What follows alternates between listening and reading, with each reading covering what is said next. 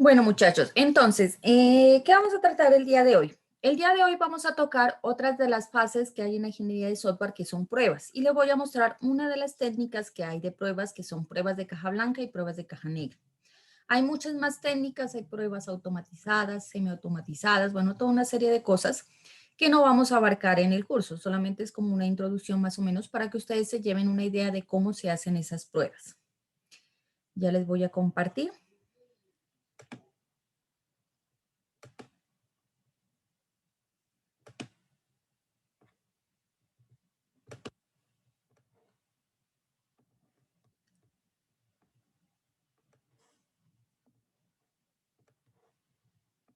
Listo, muy bien. Entonces, las pruebas son las que nos garantizan que el código fuente que nosotros estamos creando tenga efectivamente esa funcionalidad que buscamos al principio.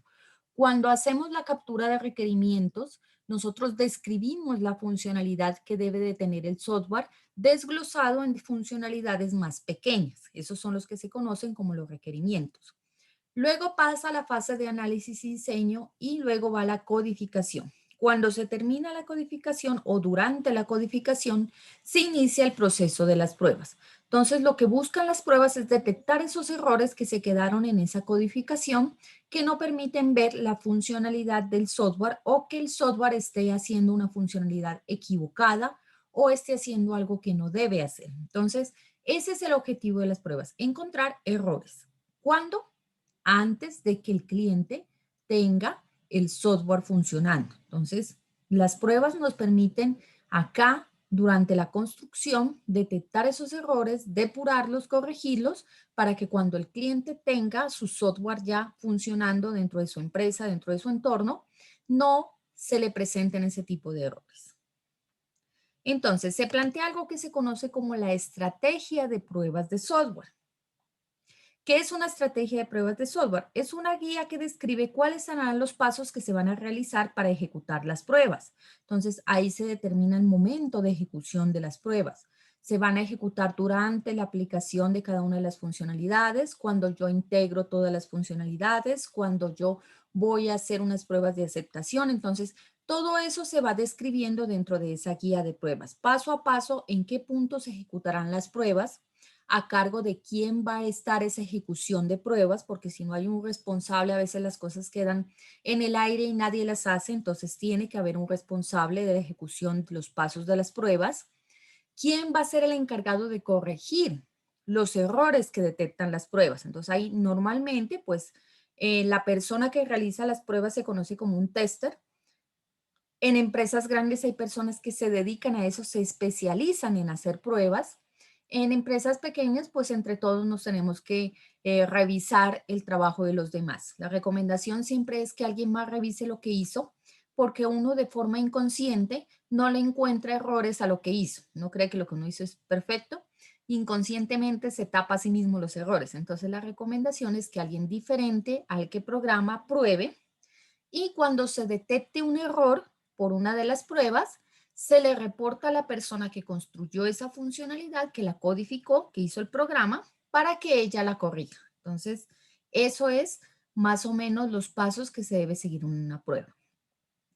Detección, informe, corrección y otra vez se vuelve a probar y se repite hasta que se determine que no hay ningún error en el código que se está probando.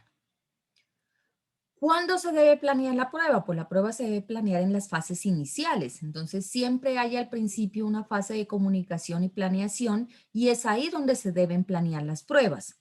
Mucha gente, por el afán de correr, ejecuta las pruebas o las planea o piensa en pruebas cuando ya tiene el software completamente construido. Y esa no es la forma adecuada de hacerlo. Entonces, hay que hacer desde el principio una planeación y ahí, al final de la codificación, se ejecuta la prueba, que es algo distinto. Una cosa es planear la prueba y otra cosa es ejecutarla. Entonces, la planeación se hace al principio y la ejecución se hace una vez esté codificando o en el momento en el que se haya terminado toda la codificación. Hay diferentes pruebas que se deben realizar. ¿Cuánto tiempo y esfuerzos y recursos requiere? Pues obviamente como cualquier proceso que se hace tanto en ingeniería de software como en todo en general, siempre requiere una inversión de tiempo, esfuerzo y recursos. Entonces, hay que encontrar un equilibrio y ahí entra la parte de administración del proyecto. ¿Cuánto tiempo, cuánto esfuerzo y cuánto recurso puedo dedicarle yo a las pruebas? Porque tampoco nos podemos quedar haciendo pruebas eternamente, sino que esas pruebas deben ser efectivas. Lo ideal es que a lo mucho se corran 2 veces la prueba, una inicial donde se detecten errores y una vez se corrijan esos errores, otra más y ya no deberían por qué aparecer nuevos errores porque se supone que la primera prueba ya debe haberlos detectado. De todas maneras, si siguen saliendo, pues hay que seguir probando hasta que al final ya no se detecte ningún error. Ahí también entra la parte que muchas metodologías hablan de evolución, de retroalimentación. Si nosotros estamos detectando que las pruebas que estamos haciendo no nos están capturando esos errores, entonces hay que tratar de ver cómo modificarlas para que sean unas pruebas más completas, para que detecten toda esa parte. Entonces, se puede decir en cuanto a responder esta última pregunta, ¿de cuánto tiempo, esfuerzo y recursos requiere la prueba? Que es una actividad como cualquier otra de la ingeniería de software que retoma o requiere esa inversión, pero que nosotros tenemos que encontrar un equilibrio entre lo que nosotros tenemos y lo que queremos hacer. No es que no, el proyecto tiene muy poquitos recursos, entonces mejor no hago pruebas. No, eso es lo peor que podemos hacer. Hay que hacer unas pruebas, si hay poco tiempo, si hay poco esfuerzo, hay que tratar de que la prueba sea mucho más eficiente para que con una prueba que corramos podamos detectar todos los errores. Pero lo ideal de cuántas veces hacer las pruebas es que mientras sigan saliendo errores va a tener que seguir ejecutándose la prueba.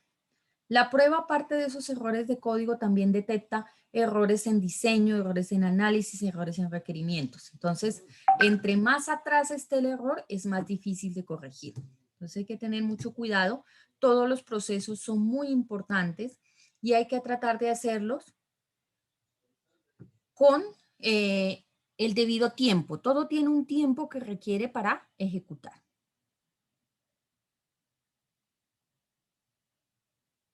Dicen los compañeros que han tenido un poco de problemas con la conexión, que ya se van a ir conectando, entonces no hay ningún problema. Bueno, entonces continuemos por aquí. ¿Qué implica esa parte de la estrategia de pruebas? Pues las pruebas implica una planificación, implica un diseño de casos de pruebas. Yo ahorita les traigo un ejemplo más o menos para que veamos cómo se diseña un caso de prueba en caja blanca y caja negra. Luego de que se diseñe ese caso de prueba, se ejecuta la prueba y finalmente se hace una recolección y evaluación de resultados. Y se vuelve a hacer el ciclo siempre y cuando sigan apareciendo errores. Entonces, es un constante trabajo que se tiene que ir haciendo para detectar todos los errores que puedan surgir dentro de lo que es el software. Entonces, toda prueba implica esas 4 fases: su planificación, su diseño, su ejecución y su recolección y evaluación.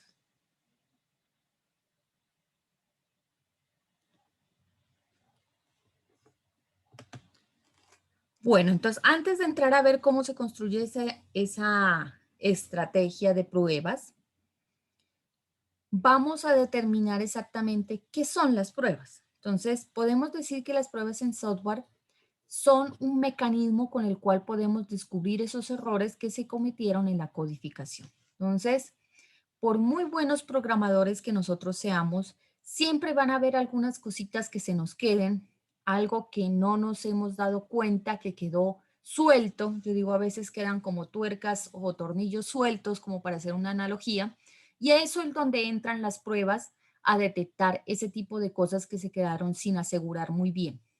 Entonces, toda prueba necesita tener una buena planificación. ¿Cómo es que se va a hacer esa prueba? ¿Cuál es el plan? ¿Qué se va a probar en el programa? ¿Se va a probar por completo? ¿Se va a ir probando por funcionalidades?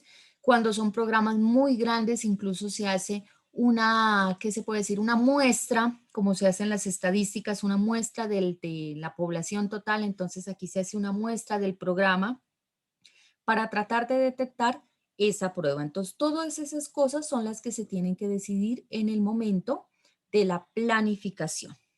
Algo que sí hay que tener en cuenta es que no importa que usted ya haya probado una funcionalidad, si de pronto requiere nuevamente incorporar una nueva funcionalidad, usted tiene que volver a probar lo que ya probó. Porque muchas veces ocurre, y lo he visto, cuando uno incorpora un nuevo componente, a veces esos nuevos componentes hacen que los anteriores fallen. Entonces hay que tener en cuenta eso. Cuando se incorpora uno nuevo, hay que volver a probar incluso lo que ya habíamos probado y lo que ya habíamos dicho está bien. Porque pueden ocurrir ese tipo de, se puede decir como falta de relación entre un componente y otro que a veces hace que falle. Entonces es necesario planificar la eficiencia de los recursos porque, como les decía anteriormente, no podemos quedarnos haciendo pruebas eternamente, sino que tenemos que hacerlo adecuado a lo que nosotros tenemos disponible. Entonces, es como les digo, un equilibrio entre lo que tenemos y lo que queremos. Lo ideal fuera probar todo durante mucho tiempo hasta que estemos 100% seguros, pero es muy difícil alcanzar ese 100% seguros. Entonces, de acuerdo a los recursos que tenemos, pues equilibramos y probamos hasta donde podemos, tratando de abarcar lo más posible y evitar que la mayor cantidad o el grueso más grande de errores se nos pasen hacia la parte de los clientes.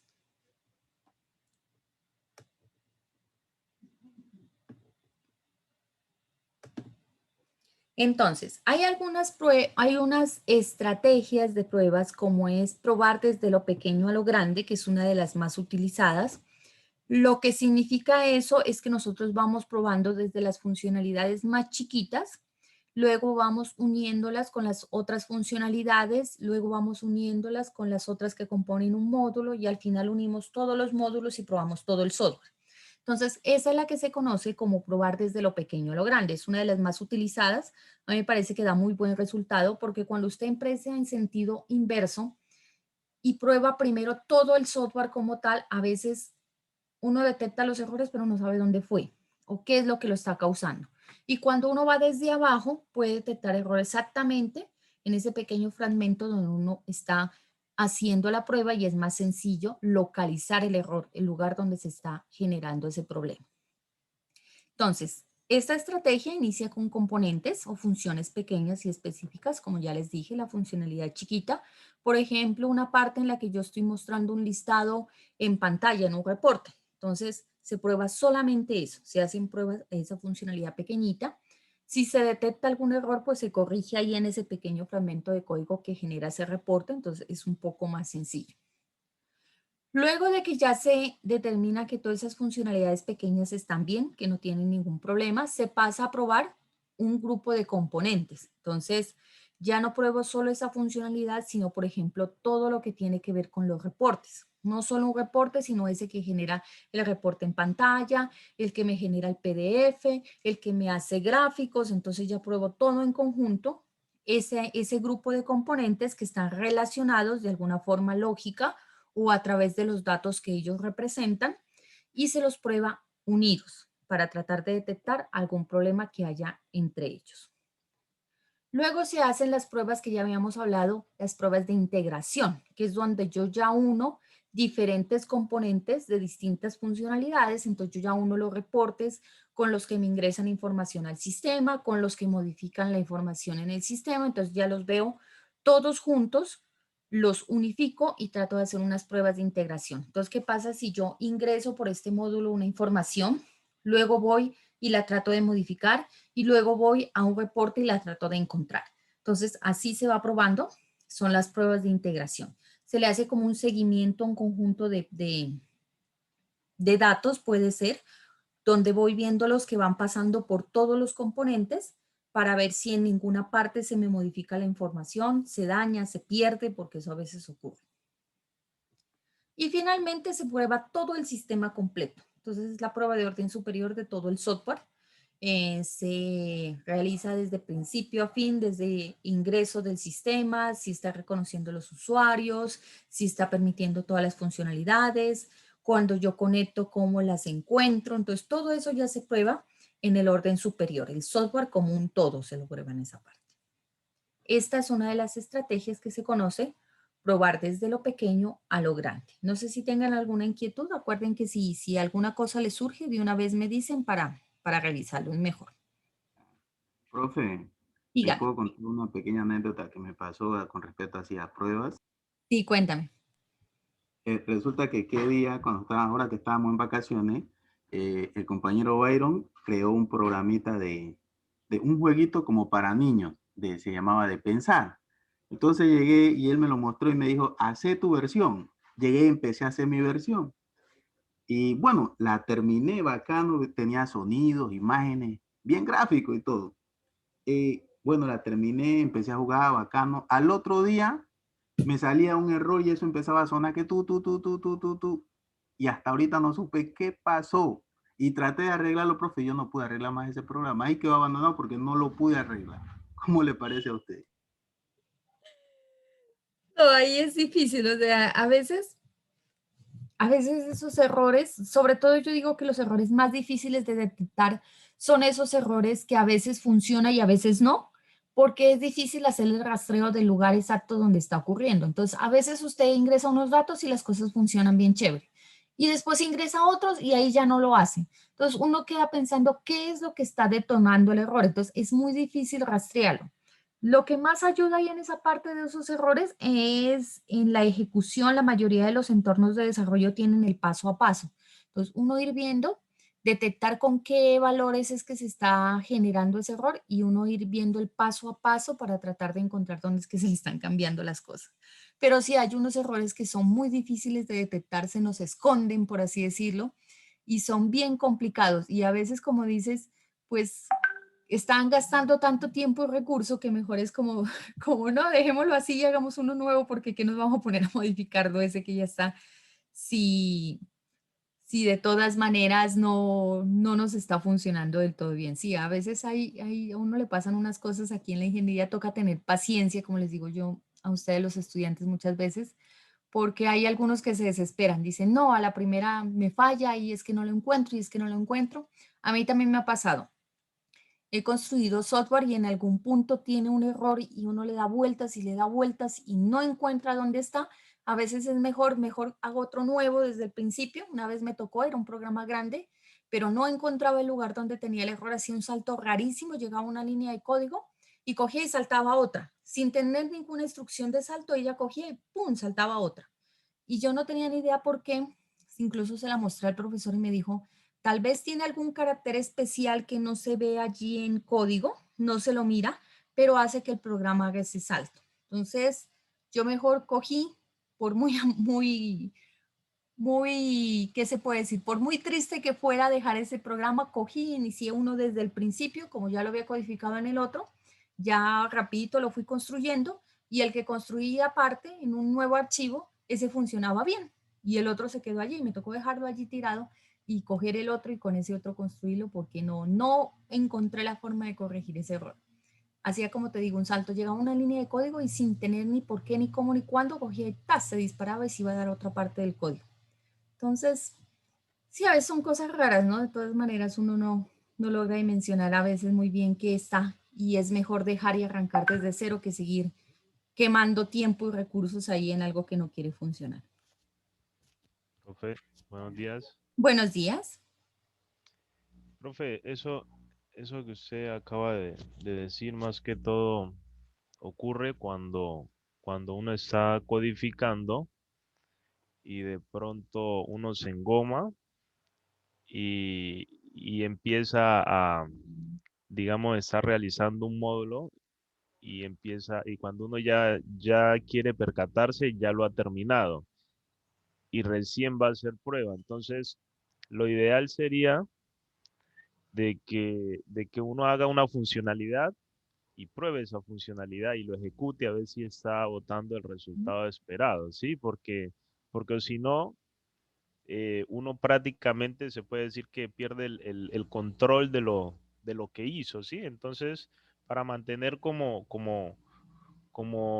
el seguimiento constante, es bueno cada vez que haga un proceso, ejecutarlo a ver si en realidadmente eh, está haciendo lo que uno quiere, ¿sí? Básicamente, en ocasiones uno se confía, porque a mí pues también me ha pasado eso que ustedes acaban de manifestar. En ocasiones a veces uno se confía y cuando lo ejecuta a veces son pequeños errores sencillos, pero como hay demasiado código, entonces uno no alcanza como a percibirlo, Ujú, ¿sí? Y entonces básicamente lo que se hace es eh, como que realizar, como lo que usted dice, realizar un paso a paso, que eso amerita de que usted empiece a analizarlo desde el principio. Es como prácticamente hacerlo de nuevo. Desde el ujú. principio va probando cositas y va mirando, va mirando. Entonces, para evitarse uno eso, porque pues eso también requiere pues tiempo. Entonces, para Ujú. uno evitarse eso, uno va haciendo alguna funcionalidad y va probando el resultado pues que uno espera. Sí, exactamente. Eso lo que dice Byron es más o menos lo que propone esta estrategia de pruebas, que es probar desde lo pequeño a lo grande. Vaya probando cada una de esas pequeñas funcionalidades específicas que va haciendo para que le quede más sencillo detectar algún error que se genera, porque como la funcionalidad es pequeña, el código que abarca esa funcionalidad es poquito y entonces es más sencillo encontrarlo. Bueno, no sé, creo que el compañero puede aportar Profe, algo ahí. Sí, dígame. y le cuento, pues cuando yo ya terminé el programa, yo lo llamé a Byron, oye, Byron, ya lo terminé, hice mi propia versión y quedó pues chévere.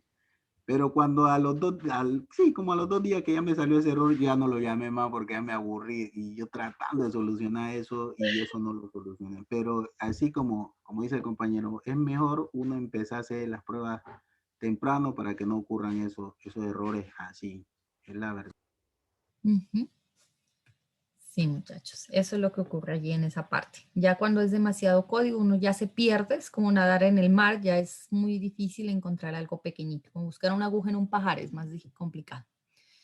Entonces, lo siguiente es qué hacemos entonces con esos errores que ya detectamos. Entonces, no es esconderlos debajo del sillón o de la cama, como a veces hace la gente cuando barre y entonces le da pereza recoger, entonces esconde ahí por donde no se mira. Entonces, no es esconderlos, sino que ya que se encontraron, hay que diagnosticarlos. ¿Qué es diagnosticar?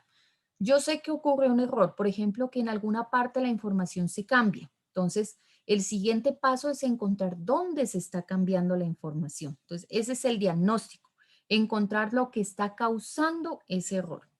Y después de que ya se encuentra esa fuente, esa causa, se debe hacer el correspondido, la siguiente corrección.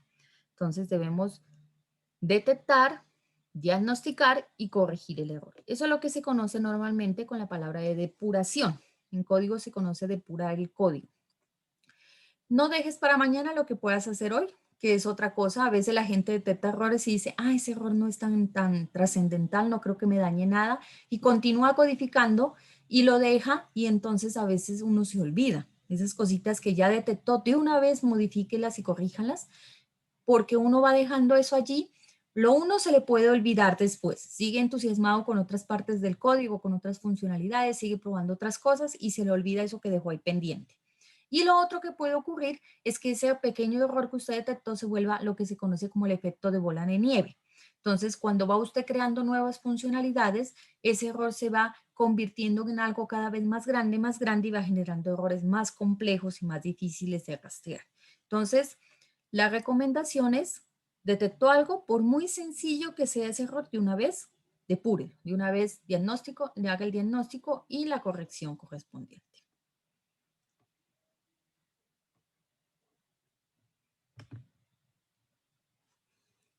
Bueno, entonces podemos decir que las pruebas son un conjunto de actividades que se planean por adelantado y que se realizan de forma sistémica. Entonces se van probando a medida que el software avanza.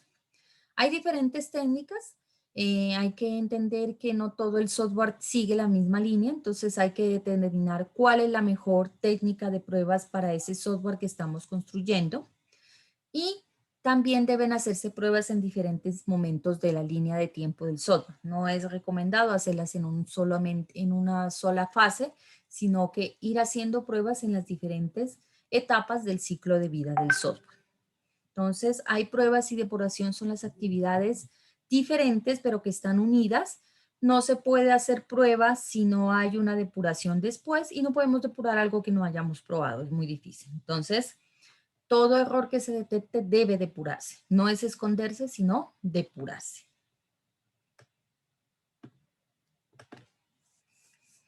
Bueno, otras estrategias de pruebas que hay son las estrategias de bajo y alto nivel. Entonces, ¿a qué se refieren?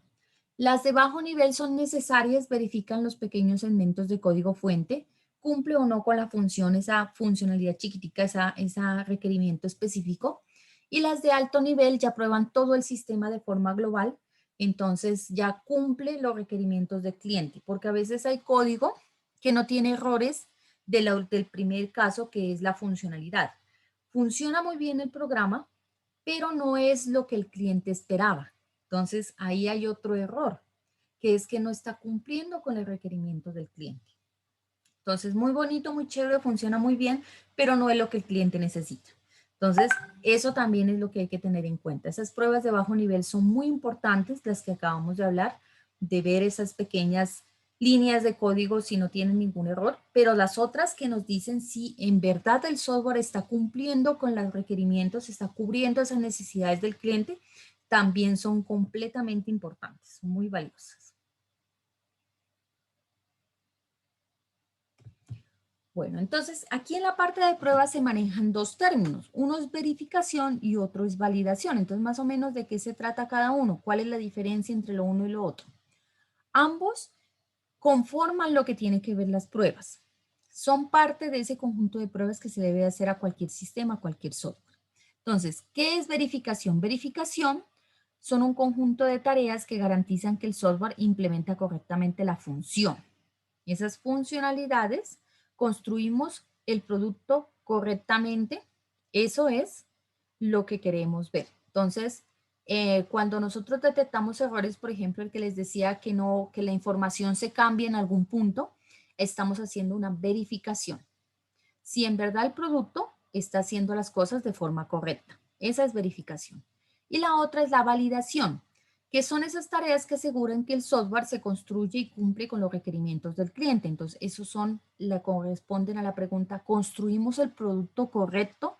O sea, en verdad, este software que al final terminamos haciendo es lo que el cliente necesitaba, le soluciona el problema que tenía, eso es lo que valida o eso es lo que se hace en validación. Mientras la verificación solo detecta esos errores de funcionalidad que a veces las cosas no hacen lo que deben hacer de la forma correcta. Entonces, las dos partes son completamente importantes y se requiere en la parte de pruebas, tanto la verificación como la validación. Entonces, aquí está el paradigma. ¿Será que se puede probar a uno mismo? O sea, es algo muy difícil de lograr. O sea, tener esa entereza de decirse uno mismo, yo me equivoqué o aquí está mi error, es bien complicado porque decir eso es más encima darle duro al orgullo y muchos lo tenemos alto. Entonces, ahí está el problema de ese conflicto de intereses que tiene uno mismo, decir que uno mismo se equivocó, que hizo mal las cosas. Entonces, ¿quién conoce mejor el software que sus propios desarrolladores? Entonces hay gente que dice, no, claro, las pruebas las debe hacer la misma persona que codifica, porque él conoce perfectamente el código fuente y entonces puede detectar los errores, puede hacer una prueba muy, muy detallada de lo que construyó. Y otras personas dicen, no, no se puede, la persona que construyó el código no debería probarse porque a la gente no nos gusta reconocer que nos equivocamos. Y eso es completamente cierto. No nos gusta decir, sí, yo cometí un error. Aquí está el error, lo hice mal. ¿Por qué ocurre esto segundo? Pues hay un miedo a ser diagnosticado como un mal desarrollador o como un mal ingeniero. Y si el ingeniero no encuentra los errores, entonces el cliente lo hará y ahí está un problema mucho más grave. Que los errores lleguen a donde está el cliente, eso sí es muy complicado. Entonces, una recomendación es mejor que lo pruebe alguien más.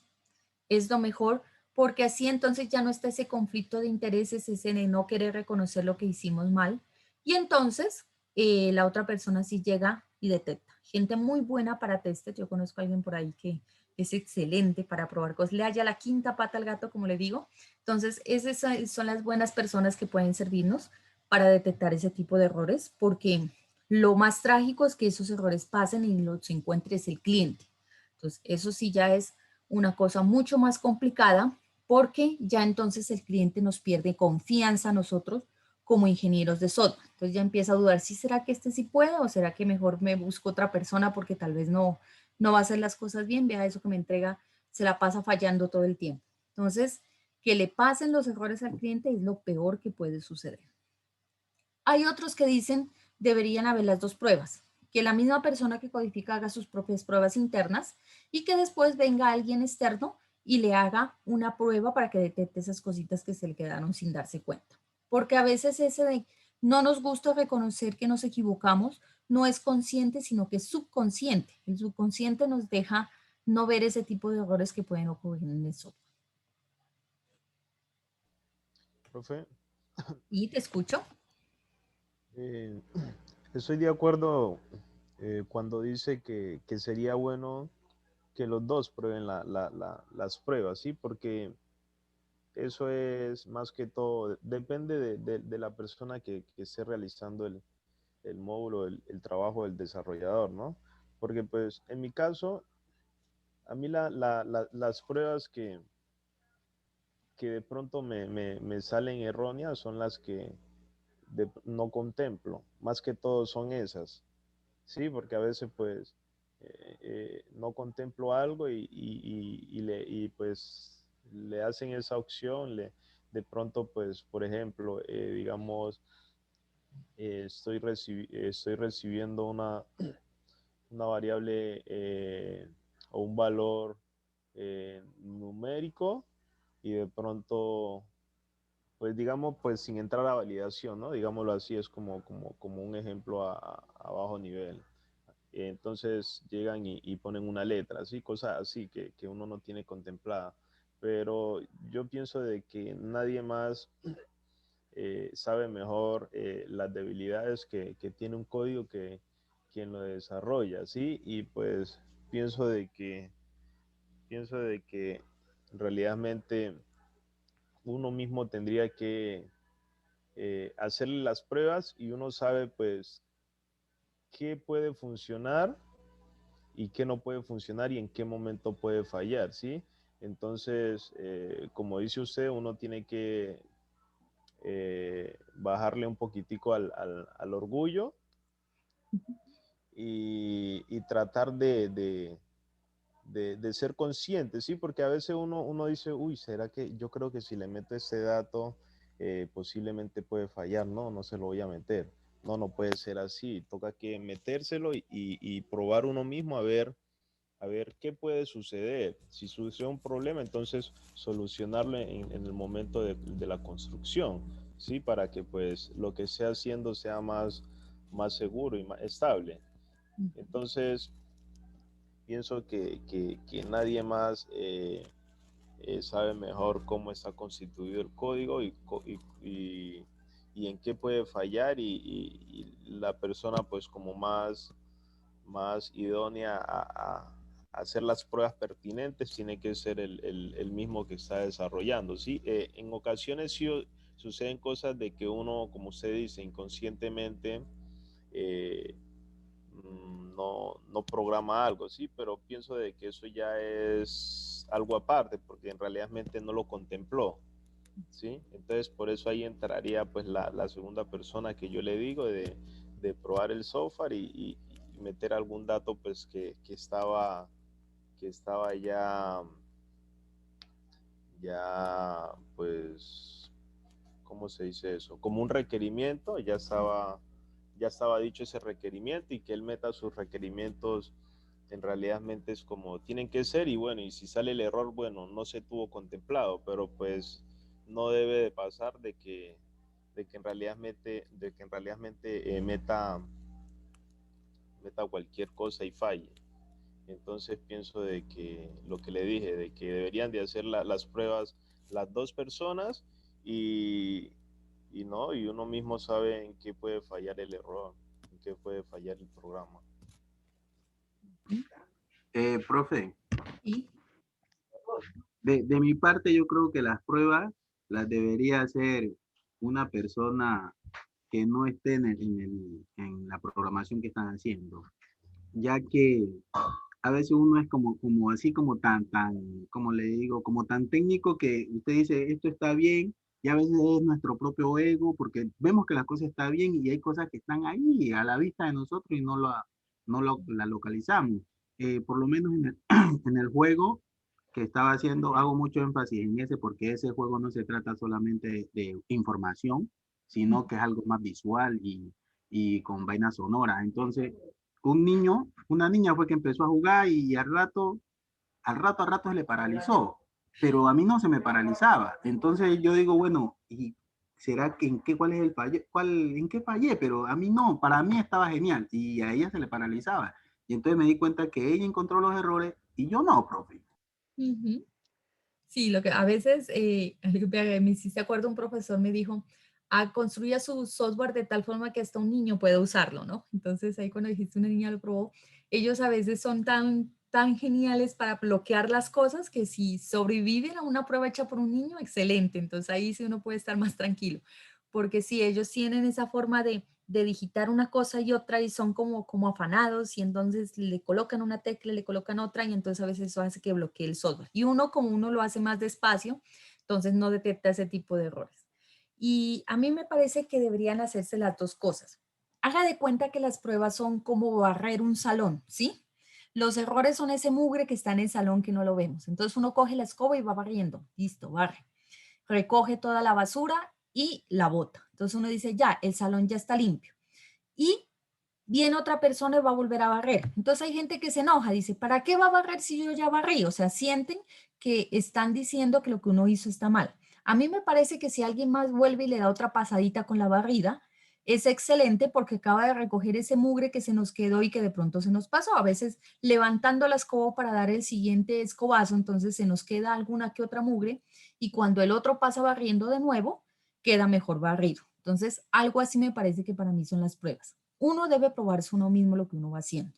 Lo que uno va codificando hay que irlo probando de una vez para estar más tranquilo, que no tenga ningún error. Y que venga alguien más y le haga una revisión de encima extra por encima, me parece excelente. Si no hay ningún error, pues te va a decir, listo, no pasó nada y no encontré nada. Y si hay algo, pues qué bueno que detecte eso que a uno se le pasó. Entonces yo creo que las pruebas deberían hacerse dobles, o sea, el que lo construye, ir probando y que alguien más venga y le dé una revisada encima a ver qué pasó. Y pues no sentirse ofendido por el hecho de que alguien más va a revisar lo que uno hizo, porque a veces eso es lo que a uno como que le duele, ¿no? Que alguien más revise, no, pero si es que yo ya revisé, no, es que yo ya barrí el salón, ¿porque va a volver a barrer? Entonces, no, nunca está de más que alguien más vuelva otra vez a darle una pasada más, que eso queda más limpio todavía, queda más seguro uno de que las cosas quedaron bien. Sobre todo teniendo en cuenta que un error que le pase al cliente es algo un poco más complejo, ya puede dañar un poco la confianza que le tenga el cliente a uno y la confianza es una de las cosas que son muy difíciles de recuperar cuando ya se empiezan a perder. Entonces, eso es lo que hay que tener de pronto cuidado allí. Bueno, entonces, pues estrategias de pruebas hay muchas. Están las pruebas de unidad, las que se hacen directamente el código, que es lo que normalmente uno hace en programación. Uno va haciendo algún programa sencillito y va haciendo una prueba de unidad. Las de integración, donde ya un conjunto de funcionalidades que están relacionadas lógicamente o a través de los datos que manejan, se prueban en conjunto. Las de validación, que determinan si en verdad el software está haciendo lo que el cliente necesitaba, están haciendo esa validación de si está solucionando ese problema, si está cubriendo esa necesidad que tiene el cliente. Y las del sistema, que son mucho más grandes, que son las que determinan todo, porque recuerden que un software, a veces la gente cree que el software es solo el programa. No, el software va inmerso a veces en procesos que no tienen que ver con él. Entonces, en el sistema se prueba incluso esos procesos que se hacen alrededor del sistema y que deben hacerse de tal forma que el software funcione de la mejor manera. Entonces, las de unidad prueban el código, las de integración prueban el diseño. Cuando uno haya errores en pruebas de integración, son errores de diseño. No se, no se consideró al momento de diseñar el sistema esos acoplamientos entre una funcionalidad y otra. Las de validación prueban los requerimientos. No se hizo una buena recolección de requerimientos y no se detectó exactamente lo que el cliente necesitaba. Y las del sistema ya abarcan todo lo que tiene que ver la ingeniería del sistema. Yo la otra vez tuve que sufrir un software. El software hacía bien las cosas, pero las personas que lo utilizaban no conocían muy bien los procesos. Entonces, había un módulo del software que estaba en caja, en facturación, y otro que era un software precisamente de salud, y otro que estaba ya en el consultorio del médico, que estaba dividido en dos partes. Uno lo tenía la persona, la recepcionista, y otro lo tenía el doctor. Entonces, el de facturación dijo que había un problema con la autorización de la EPS, dijo, yo le voy a poner aquí en visto, usted va a dejar un depósito de la cita y puede pasar. Yo fui allá con la secretaria y la secretaria dijo, vea, la persona de facturación me dijo que le ponía un visto porque yo dejé un depósito mientras la parte de la autorización se actualiza en el sistema para que me pase con el médico. Pero él dijo que usted por favor aquí le dijera al médico que sí, que yo podía pasar, que tenía. Entonces le llevé incluso el recibo del avance. Entonces la muchacha dijo, no, pero eso no hay que darle nada. Usted sencillamente siéntese, el médico la atiende, no hay problema. Cuando llegué al consultorio del médico, el médico revisó en el sistema y dijo, no, aquí no está chequeada su cita. Yo no la puedo atender hasta que me chequeen la cita. Y me sacó otra vez del consultorio. Otra vez a ir donde la secretaria y decirle, vea, me dijo que no. La secretaria dijo, no, es que eso es de allá de facturación. Le digo, pero si de facturación me dijo que no, que ese proceso lo tiene que hacer usted. La secretaria se negó a hacer ese proceso en el sistema, cosa que ella se paró de allí, fue donde el médico y le dijo, vea, doctora, atiéndala porque sí, eso hizo, le dio toda la explicación, pero no quiso hacer el proceso en el sistema. Entonces el médico al final dijo, bueno, la voy a atender porque ya no tiene la culpa, pero eso tienen que arreglarme, no pueden dejar las cosas así. Entonces, ¿qué pasa? El software estaba funcionando, pero las personas que estaban involucradas en ese software no tienen el completo conocimiento de sus funciones. Entonces, eso hace que todo el conjunto como un sistema falle. Eso no debería ocurrir. Cada uno tiene que saber los procesos que tiene que hacer y cuando hay esos casos que no son los normales, tienen que saber qué procedimiento deben cumplir. Entonces, esas son las pruebas del sistema. Ya todo lo que rodea al software, no solamente ese software allí porque él no tenía la culpa, que se la echaban al sistema, sino que también las personas que lo utilizan conozcan los procesos que se deben seguir en cada uno de ellos. Entonces, esas son esas pruebas más grandotas que están acá arriba, que son las pruebas del sistema, y que muchas veces yo he visto que la gente que construye software se olvida de hacer esas pruebas grandes. Entonces, esas por lo general uno ya las hace en campo, ya en cliente, viendo al cliente y las personas que van a usar el software. Bueno, estrategias de pruebas, la que vimos, que a mí me parece que es la mejor, probar desde lo pequeño hacia lo grande. Entonces, esa estrategia va desde las funcionalidades más chiquitas hacia la parte superior. Entonces, se prueban cada una de las funcionalidades. Son como estos bloquecitos que conforman la base, el cimiento de todo software. Luego van las pruebas de integración, que ya son como esos bloques más grandes. Y finalmente, el bloque grueso, que es todo el sistema, que son las pruebas de orden superior. Las de abajo, las chiquitas, prueban código, las de en medio prueban diseño y las últimas requerimientos. Entonces, fallar un requerimiento implica que todo lo que se probó y se hizo de aquí para abajo está mal. Entonces, los requerimientos son una de las fases importantes de toda la construcción de un software.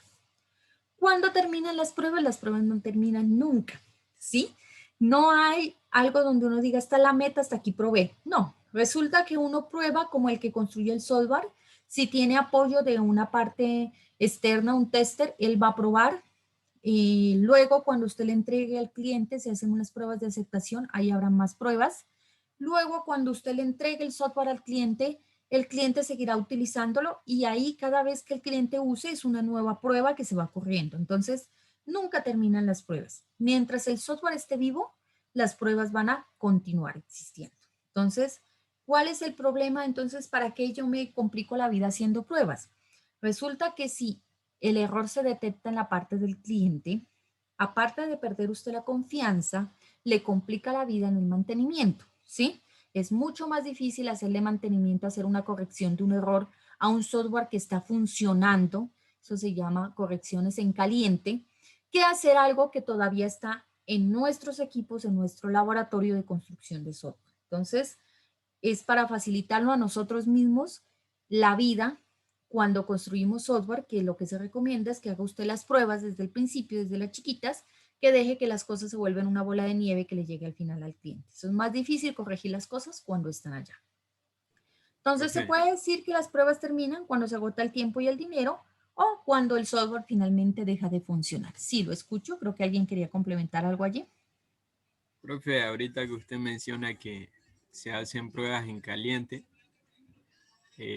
yo estaba trabajando en una EPS de salud y entonces la empresa implantaron un software y en la parte de facturación salían error de precios, estaban cruzados. Por ejemplo, lo de médico general le salía el valor de así de nutrición, o sea, están cruzados los precios, pero el software ya estaba funcionando. Así que llamaron a la empresa que realizó el software y mandaron un ingeniero para que arreglara esa parte. Entonces llegó el ingeniero y bueno, le dijo a la recepcionista, a las que trabajaban ahí en atención al cliente, que por el día trabajaran así a mano, facturando ahí a mano. Grave. Entonces, bien, el señor entró allá y empezó a hacer su trabajo. Y bueno, cuando como a las 11 o 12 dijo, bueno, haga una prueba ahí de una factura ahí. Entonces ya ingresaban los datos y bien, arregló una, pero se le dañaron varias otras cosas diferentes a ese problema. Y usted sabe cómo son, por ejemplo, la secretaria cuando le llega así el poco de cliente, empiezan a desesperarse y la gente, hey, ¿por qué no me atiende? Y entonces ya el ingeniero se tiró el día y no pudo solucionar eso. O sea, solucionó lo que estaba mal, pero dañó otra cosa. Entonces, ya al otro día que otra vez lo mismo, arreglaba una cosa, se le dañaba otra. Entonces ya empezaban a decir pues que el ingeniero no sabía nada. Así que, en fin, el ingeniero tuvo que irse y tuvieron que solucionarlo desde allá. No sé cómo hicieron, pero directamente alguien se metió al servidor o no sé cómo hicieron, pero Lo lo arreglan. solucionaron, sí, pero desde allá. Pero el ingeniero que vino no lo pudo arreglar. Entonces el ingeniero ya se llevó el descrédito de que no sabía nada. Ajá. Uy, pero eso debe ser también complicado. Uno ahí está ahí, arregla una cosa y se le daña otra. Arregla una cosa y se... Uy, no. Sí, Entonces eso no La puede... la presión también la juega ahí presión. en ese Sí. instante. Sí, la presión, exactamente como dice el compañero, puede que el ingeniero sepa y si hubiera estado solo él, el software solo, puede que haya detectado el error, pero ya manejar la presión de las personas y es que en salud, como estamos hablando de personas que necesitan que las atiendan, que están enfermas, entonces de por sí ya es un grupo de clientes que ya va inconforme con esa condición que lo está amargando, entonces son personas que por lo general ya van bravos y entonces le transmiten a uno ese mal genio, esa braveza, y entonces eso es muy complejo. Yo creo que de los software más difíciles son los de salud, empezando porque la responsabilidad que tienen esos software son grandes, estamos hablando de la vida de personas. Entonces, gente que de pronto por procesos o por software mal construidos no los atienden en el momento adecuado o los ponen a dar un poco de vueltas y a veces son gente en silla de ruedas que les dicen vaya a tal Profe, oficina, regrese a tal otra profe, muy complejos. Sí, profe, dígame. también hay veces hay personas que por tener cargos inferiores, cuando al frente hay una persona que tiene un rango mayor y tiene la oportunidad de como restregarle, se aprovechan de eso.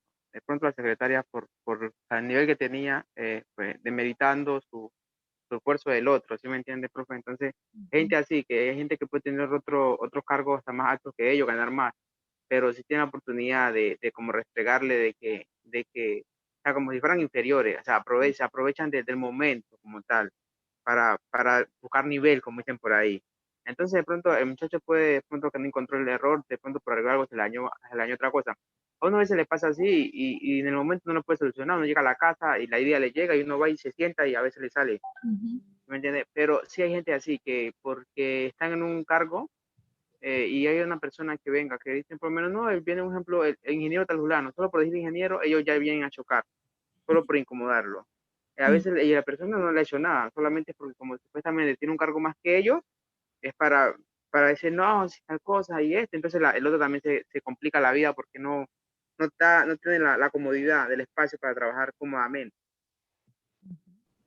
Sí, Eh, exactamente. Yo digo que manejar personas es una cosa muy difícil y no a todos se nos da muy bien. Entonces hay gente que no es capaz de trabajar ahí con esa presión. El compañero creo que quería complementar algo más ahí.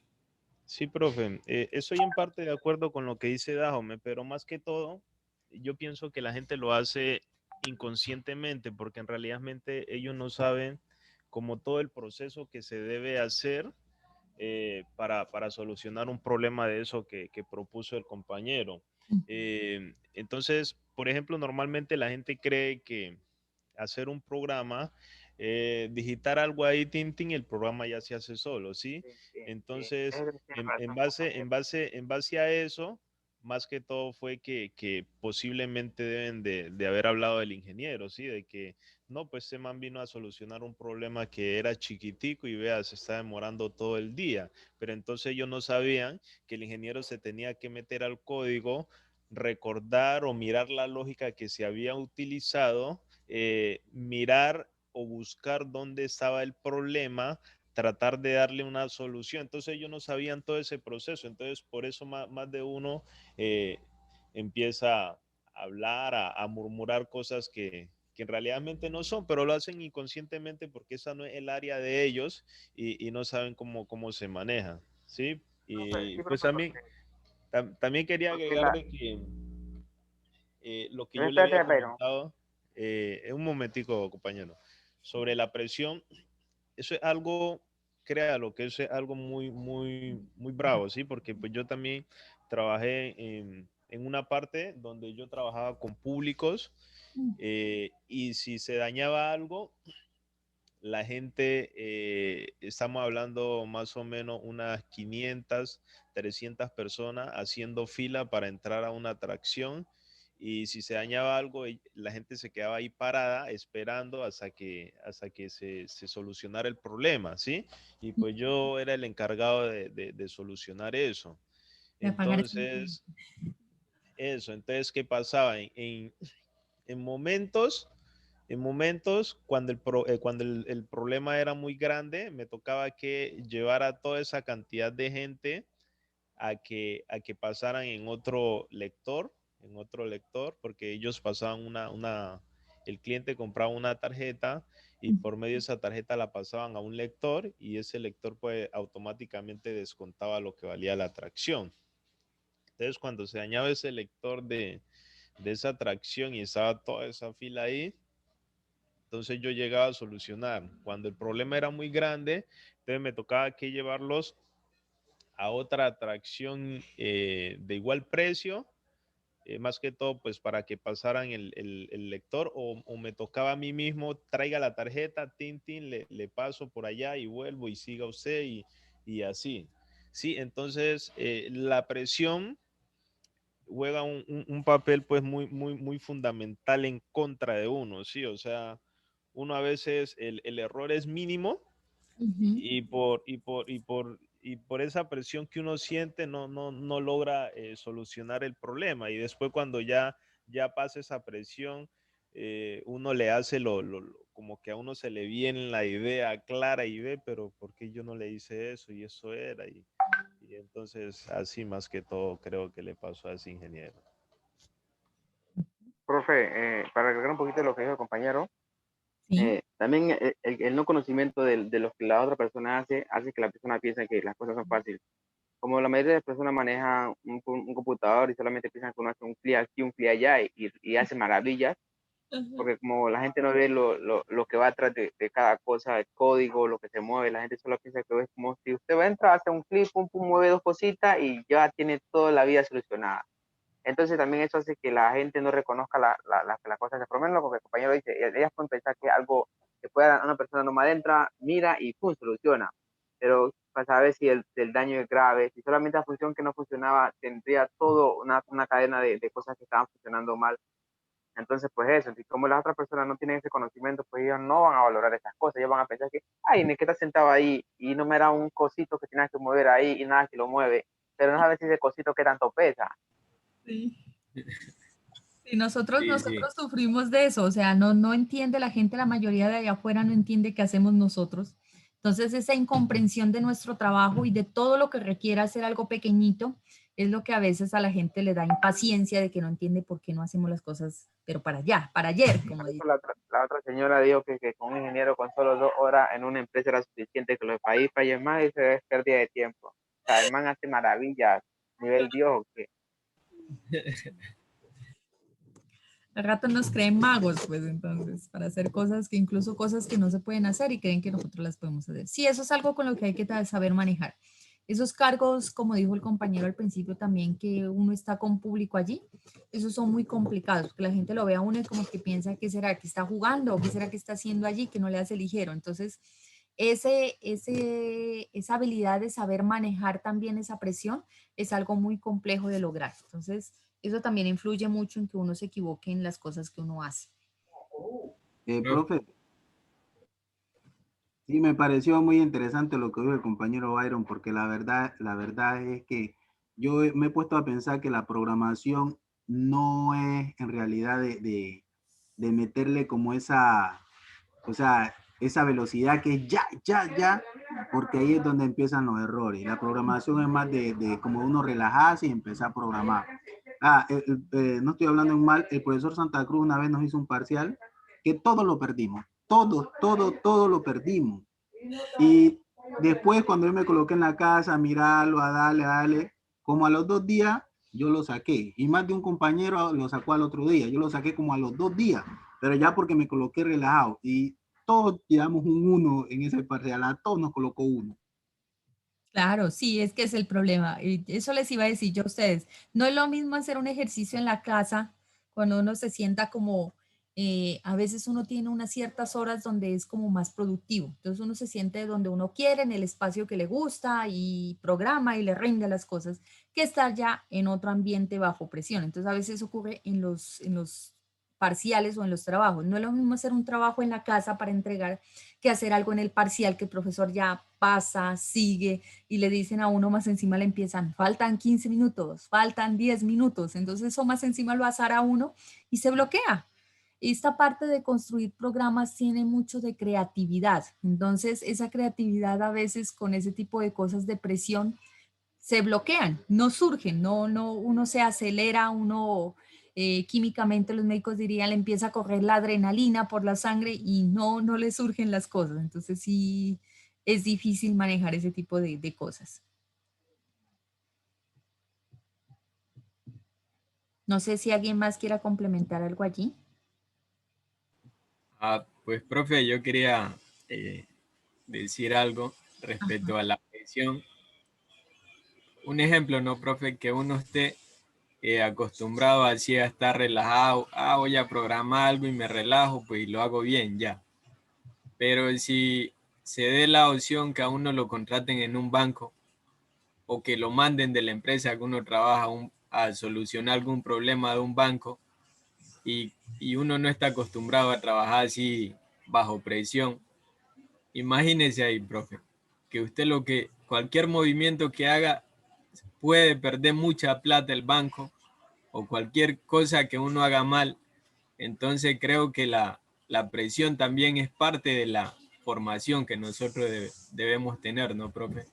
Sí, hay que manejar, hay que aprender a manejar esa presión. Hay unos software que son más vitales, más trágicos que otros. Como les digo, yo creo que uno de los más complicados, con mayor responsabilidad, son los software de salud.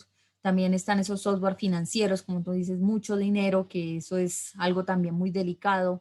Imagínense que se pierda. Son un sencillo dato numérico donde almacene la cantidad de dinero que tiene una persona en una cuenta, pero para esa persona significa mucho ese dinero, ¿sí? Entonces, todo ese tipo de cosas, los software siempre tienen ese grado de responsabilidad, de presión sobre uno que los realiza, pero hay unos que manejan unas presiones más grandes que otros.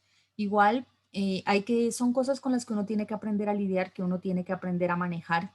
No es fácil, no es fácil. Yo creo que una de las cosas más difíciles es manejar esa presión y es manejar público, o sea, manejar la gente es algo completamente complicado, sobre todo en ese tipo de software que es donde va la gente que por lo general ya tiene un problema y quieren que lo solucionen y quieren que se lo solucionen para allá. Entonces, esa presión se le traslada a uno que está tratando de resolverlo, de encontrar dónde está el error y es bien complejo, es difícil de manejar. Profe, Diga.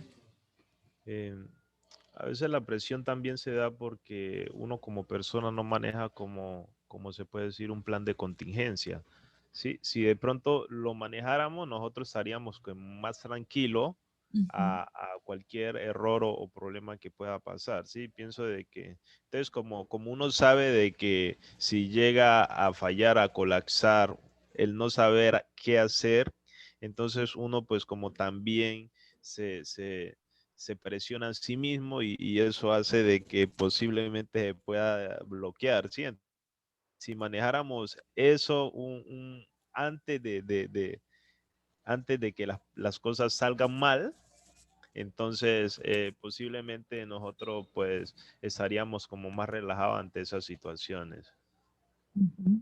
Sí, también es eso. A veces el no tener ese plan de confianza de qué hacer en esos casos donde ocurren esos errores, cómo se debe manejar ese procedimiento claro, pues también le genera a uno esa ansiedad de no saber qué hacer, ¿no? Si uno tiene claramente qué debe hacer, cuál es el proceso a seguir, entonces es más simple, un poco más tranquilo para uno cuando uno realiza la función que está haciendo.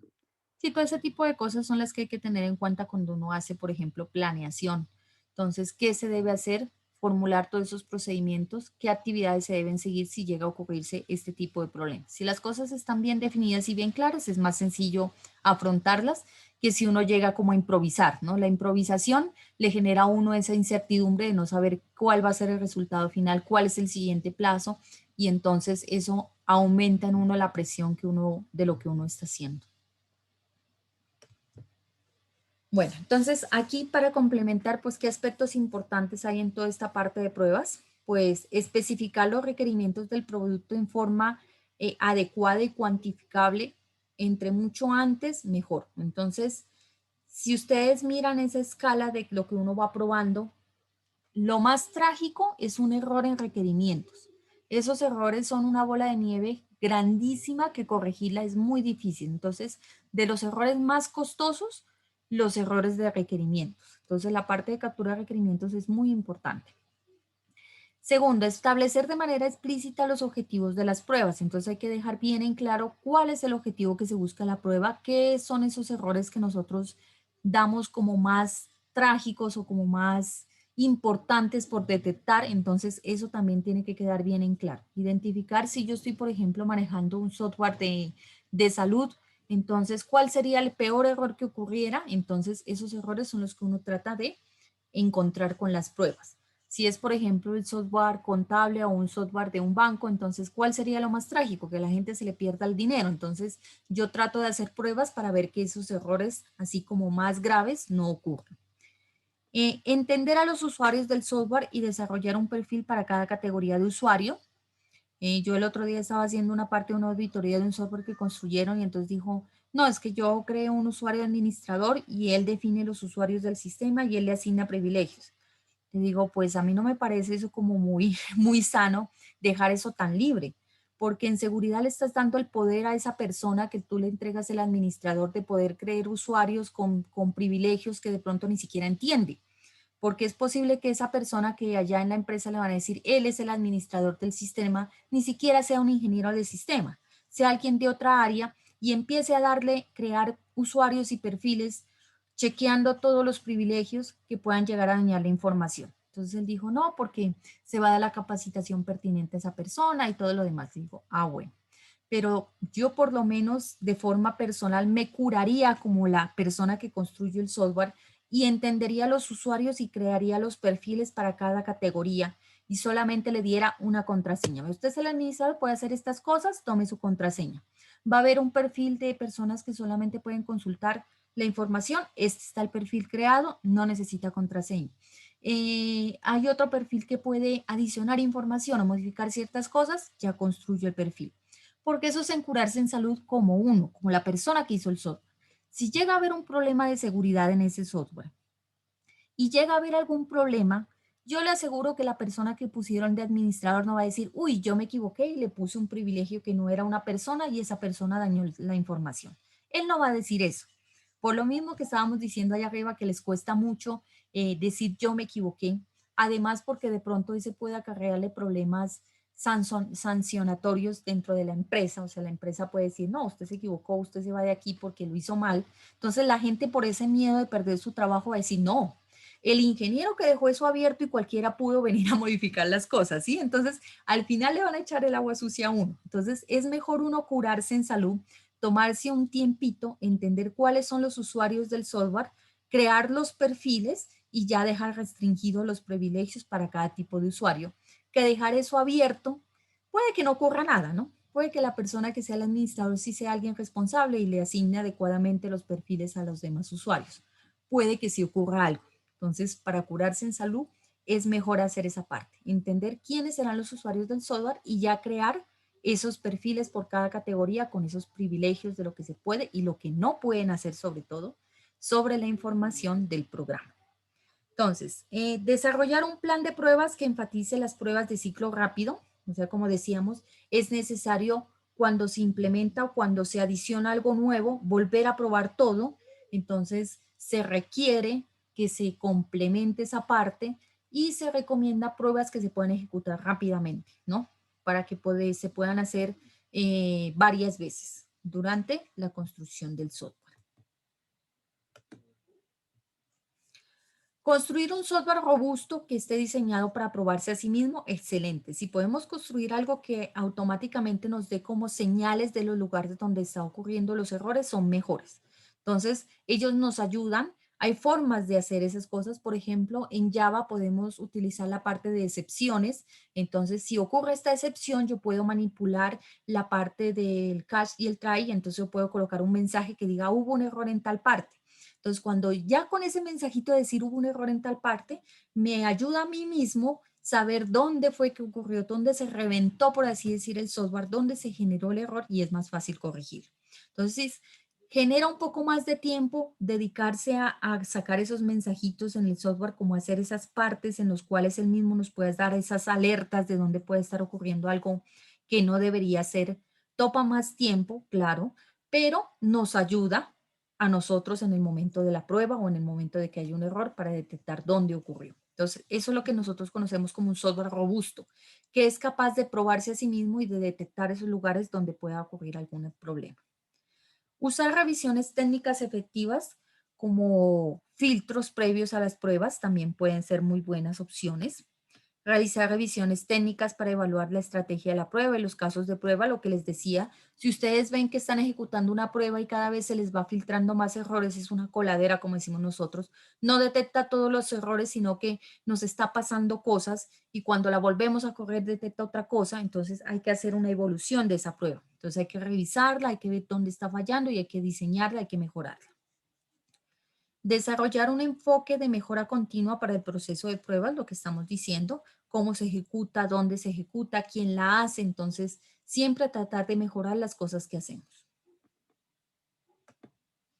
Entonces, las estrategias de prueba convencional, pruebas de unidad, pruebas de integración. Entonces, en las pruebas de integración hay diferentes pruebas. Hay pruebas de integración descendente, que también unen funcionalidades pequeñas, 2 funcionalidades y pruebo, 3 funcionalidades, pruebo. Entonces, ese es descendente. Ascendente, módulos atómicos. Entonces, cada módulo se puede dar como independiente sin tomar en cuenta los demás. Pruebas de regresión, volver a probar todo, que es lo que se recomienda. Cada vez que usted adiciona una nueva funcionalidad, aunque ya haya probado otra, vuélvala a probar porque de pronto, como decía el compañero en el caso del software de salud, él arregló algo, pero se le dañó algo en otra parte. Entonces, ¿cómo uno detecta eso antes de irle a decir, vea, empieza a funcionar de nuevo el software? cuando hace uno una prueba de regresión. Vuelve a probar todos los módulos del sistema para estar tranquilo de que no se le movió alguna otra cosa en otra parte. Y las pruebas de humo que se construyen cuando el software es como una especie de construcción, como una especie de edificio. Entonces se va probando como hacen los ingenieros civiles, la parte estructural, entonces se prueba solo la estructura. Entonces los software también tienen una estructura, una arquitectura, entonces uno puede probar solamente esa parte. Prueba la parte de la cubierta, entonces ¿cuál es la cubierta en software? La interfaz de usuario, se prueba solo la interfaz de usuario. Entonces son otras estrategias. Entrar a ver cada una de ellas pues nos tomaría mucho tiempo, solamente sepan que existen, si de pronto se les llega a ofrecer pues traten de ahondar un poco el conocimiento aquí en todas estas partes de las pruebas, de las diferentes estrategias que existen, pero lo que quiero que se lleven es que la prueba es una parte fundamental de la construcción de software. Hay gente que piensa que solo es llegar a codificación y no, hay que hacer la prueba de las cosas que se construyeron. Y entre más rápido se empieza a probar lo que uno va haciendo, es mejor porque uno está más tranquilo en esa parte. Entonces, no sé si tengan alguna duda, alguna inquietud aquí en hasta ahí, hasta esa parte de las estrategias que existen.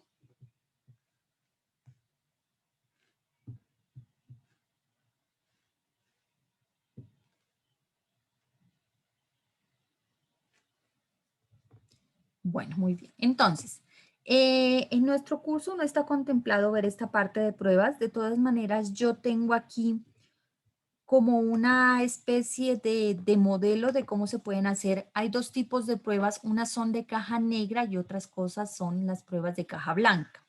Las pruebas de caja negra son las pruebas que uno hace cuando no conoce lo que está dentro del software. Entonces, estas entran a ser lo que uno conoce como una especie de validación. ¿Qué es lo que hace el software? Sin entrar a detalles de la codificación, sin conocer el código, yo puedo hacer este tipo de pruebas de caja negra.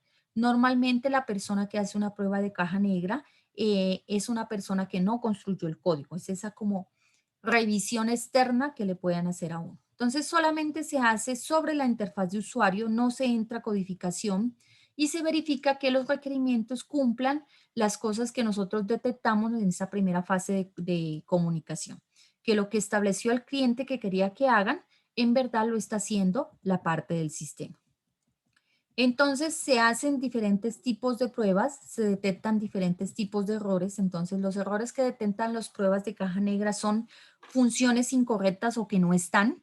Hay veces que uno coloca una funcionalidad en los requerimientos del sistema, necesita que el sistema haga tal cosa y se entusiasma con otras funcionalidades más urgentes, más vitales, y cuando al final lo entrega resulta que esa funcionalidad se quedó allí, solo en la parte de requerimientos y no se le hizo un seguimiento y no se construyó.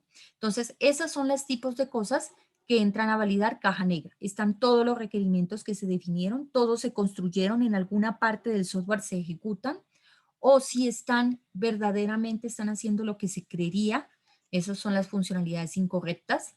También se detectan errores de interfaz de usuario, ocurren, a veces hay botones que se deshabilitan y uno no le puede dar clic, entonces ese tipo de cosas también las detectan las pruebas de caja negra.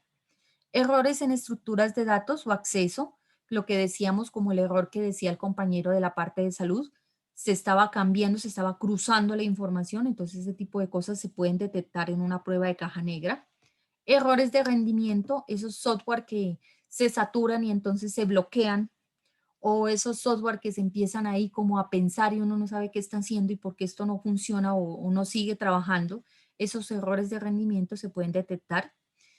Errores de inicialización y terminación, cuando yo empiezo el software que arranque con todo o cuando yo le doy cerrar que finalice todas las sesiones, que no me deje cosas por ahí en el aire.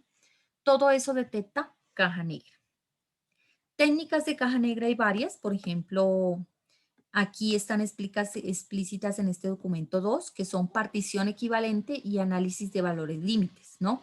Entonces, partición equivalente lo que hace es generar dos tipos de clase, una clase válida y una no válida. Entonces, la válida es lo que uno esperaría que haga el programa, ¿sí?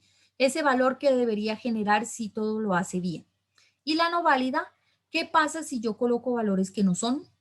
¿Qué debería hacer el sistema? Entonces, ese es el método de partición equivalente.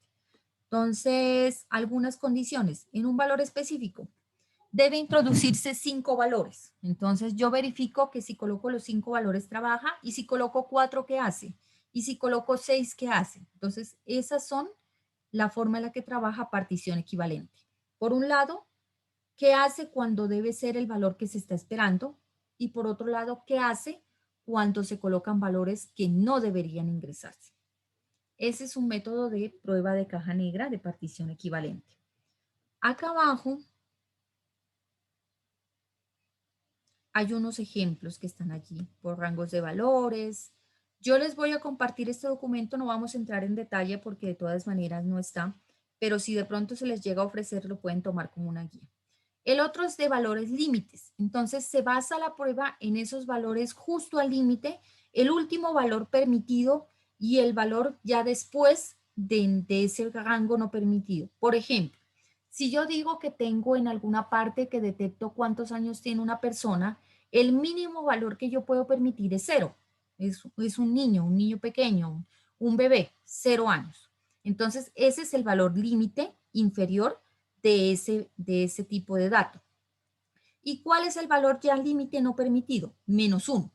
Entonces, yo valido qué pasa cuando digito 0 y qué pasa cuando digito -1. Eso es más o menos la forma en la que trabaja el método de análisis de valores límites. Entonces, aquí hay un ejemplo más o menos de esta parte, cómo crear esas pruebas de caja negra, el análisis que se debe desarrollar. Como les digo, como esto de todas maneras no hace parte del conjunto y el tiempo ya se nos está agotando, no vamos a entrar en detalles, pero yo se los voy a compartir por si de pronto se les llega a ofrecer, tienen algo ahí más o menos donde guiarse.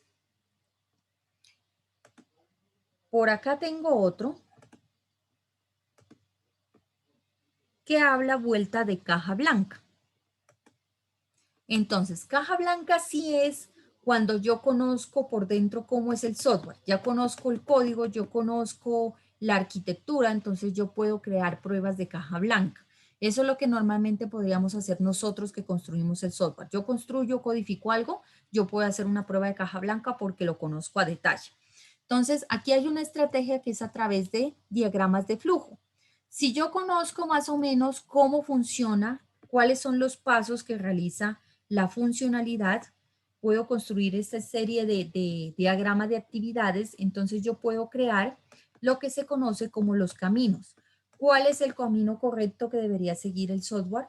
¿Cuáles son los caminos alternativos? ¿Y cuántos caminos pueden existir? Entonces yo, partiendo de ese diagrama de cómo es la funcionalidad, cuáles son las actividades que se hacen, yo puedo llegar a pasar a hacer ese tipo de caminos. Entonces, por ejemplo, aquí yo genero el diagrama, eso es un diagrama de un grafo, y creo lo que se conoce como la complejidad ciclomática. Entonces, por ejemplo, en este ejemplo que está aquí en el documento, hay 3 posibles formas o 3 posibles caminos que puede seguir la funcionalidad. Entonces, detecto cada uno de esos caminos, mira, aquí están los 3, puede seguir de 1 a 2, 3 y 8 y se van detectando, y yo creo pruebas para cada uno de esos caminos. Y miro si en verdad el software sigue esos pasos o si de pronto se me está haciendo esos saltos que no son, o no me está haciendo algún paso, o está haciendo un paso de más. Entonces, esa es la parte de caja blanca. Yo aquí tengo un documento con unos ejemplos. Mire, aquí está construido todo. Este es un ejemplo de unas pruebas de caja blanca que se hicieron a un software. Entonces, yo les comparto esto. Si de pronto se les llega a ofrecer, tienen ahí más o menos algo con que guiarse. Si quieren lo revisan, y si de pronto tienen alguna duda, pues la próxima clase yo les puedo colaborar. Bueno, no sé si tengan alguna otra inquietud por ahora como para cerrar esta parte. Es la única clase en la que vamos a tratar pruebas. La próxima semana vamos a entrar a ver modelos, vamos a entrar a ver esa parte de UML para que ustedes más o menos la conozcan. Ya vamos a ver más o menos en qué programas podemos manejar esa parte, porque el objetivo no es ponernos a dibujar nosotros esas cosas, sino utilizar herramientas que ya existen que nos permiten crear esos diagramas y que nosotros sencillamente tengamos qué es cada diagrama, cuándo lo construyo y con qué elementos puedo construir. Eso es más o menos lo que vamos a hacer. Entonces, no sé si tengan alguna otra duda, alguna inquietud allí.